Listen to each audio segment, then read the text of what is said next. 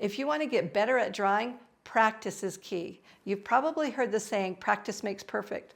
Well, personally, I like the saying, practice makes progress. If you want to progress in your drawing skills, make sure that you put in that practice time. You've probably heard hundreds of times people saying, practice, practice, practice. But what do? It's really overwhelming sometimes to even know what to draw.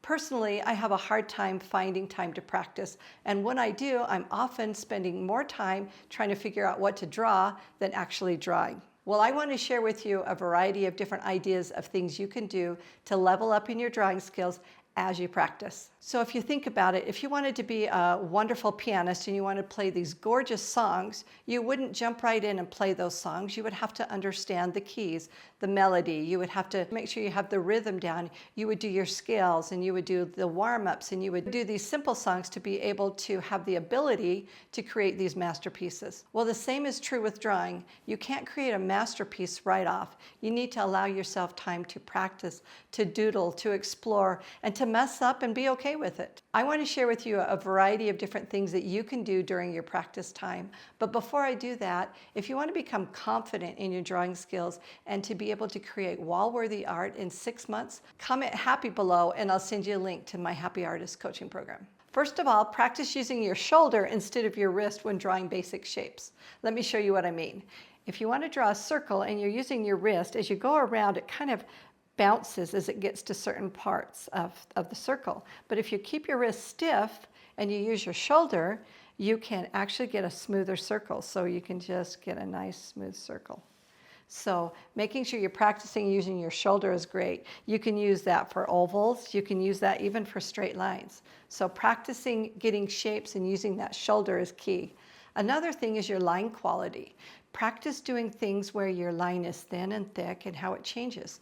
And you can do something just very simple like doing heavy pressure and then light pressure and then heavy pressure and light pressure, and just get used to that pencil pressure and the quality of the line, how thin or how thick it gets. And just doodling with that type of stuff is a great thing to do. Another thing is just basic doodles. A simple thing like a star. How many different ways can you draw a star? Think of the different methods that you can do.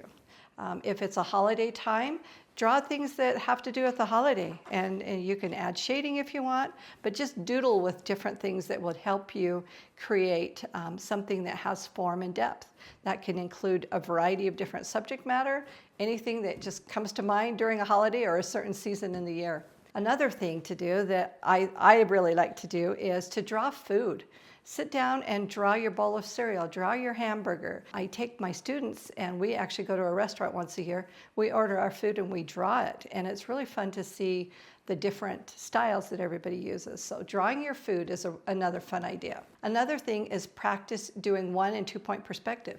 You can draw a cube such as something like this, or a cone, or a ball, and then shade it. Practice different styles of shading. You can use the scumble stroke, you can use hatch marks and cross hatching.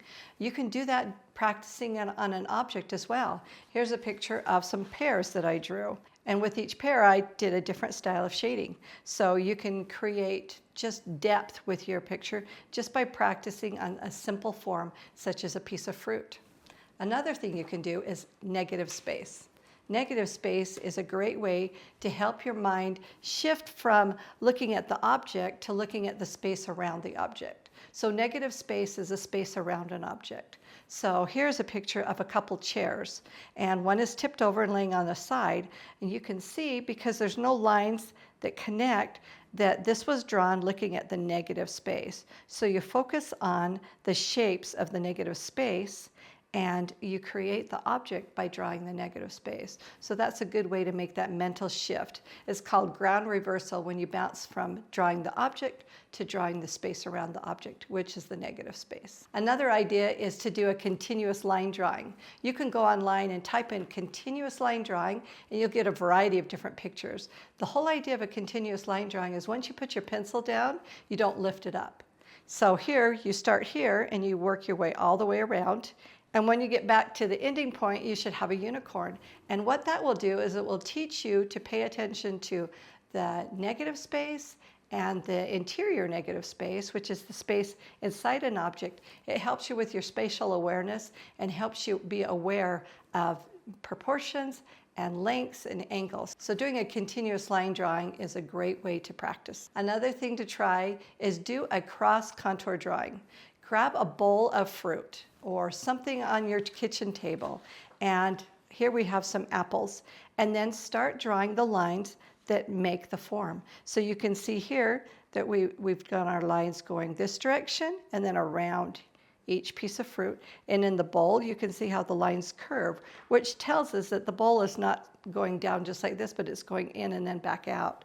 So paying attention to the cross contour and what each object does will help you with your spatial awareness, help you with form, and just help you observe more detail like an artist does. Another idea is to do a blind drawing. So what you do with that is you take a piece of paper and you're going to crease it at the halfway point, go both directions, and then you take some scissors and you cut just a little piece out, just a little triangle out, and open it back up. And then you put your pencil in. The top end goes to here, and you've covered your drawing area, so you can't see your hand. So you look at an object, and you start drawing it without looking at what you're drawing, and it will help you be able to focus on just details. And when you lift it up, it'll probably be a mess, but remember, we're embracing the messes because we're learning. So it's okay that it's not a perfect thing. You can also put your pencil down and not lift it up, do a continuous line without looking at it. So making yourself a blind shield for your pencil is a great way to get some practice in. Another thing, which is one of my favorite things that I have all of my students do, is a Disney draw. I love doing illustrations of Disney characters. An illustration is more of a flat picture, and so you can look at things a little bit differently. And what I have them do is they will choose a character in here, and instead of drawing it the way it is here, we actually turn it upside down and draw it upside down. By turning it upside down, you're looking at it as an abstract instead of as an object, and that will help you be able to see things that you didn't see before. Then if you want to check it, you can turn it right side up to check it and make sure that you have everything right. And another thing that you can do is draw something so simple that you always have with you. Draw something like your hand, your foot. You can just hold your hand in a certain position. Here's a picture I drew of my hand, and I just held my hand like this, but instead of just doing these noodly lines, I kept them to short, straight lines so that I was focusing on the angle of every single line, making sure I had my angles right. This is just the tip of the iceberg of ideas that you can do for your drawing practice. I want to share with you more ideas, but before I do that, if you're interested in becoming confident in your drawing skills and want to create wall-worthy art in 6 months, comment happy below and we'll send you a link to Happy Artist Coaching. So the next thing is still life. Still life is when you gather some objects together and you draw them from life. You sit there, you look at them, and you draw them. You don't take a picture or anything. You draw what you actually see. You can practice your composition, moving things around, arranging them a little bit differently. You want to make sure that you don't have tangents, which are two items that are touching each other and not overlapping or not having a space between them. From your perspective, you might see tangents. From mine, I don't see them at this point, but you can just play with a variety of different ways of just arranging the objects. You can also change the lighting. So if you have a lamp and you want to turn your lights down, you can maybe have the light shine here and then try doing it again with the light shining from here. Focus on the cast shadows that you get and just a variety of different things that you observe while you're working with still life. Another idea is go for a walk and try to draw what you see. You can take a photo and draw it, or you can just sit there and draw it. If it moves, take a photo. Here's a picture of a bird. This one is actually done with an ink pen. So you can do a quick sketch of just an object that you see when you go for a walk. Here's another piece that I did, just of a goose. Went for a walk. Actually, this is in my aunt's backyard, so I just drew the goose. When you're on your walk, draw the view that you see. Here's a picture of a house I saw, and I sat down and sketched that. So you can also just grab some photos and print them, tuck them inside your drawing book, and pull them out and try drawing them. You can use plumb lines, which are lines that are vertical or horizontal that help you line up the elements of your drawing.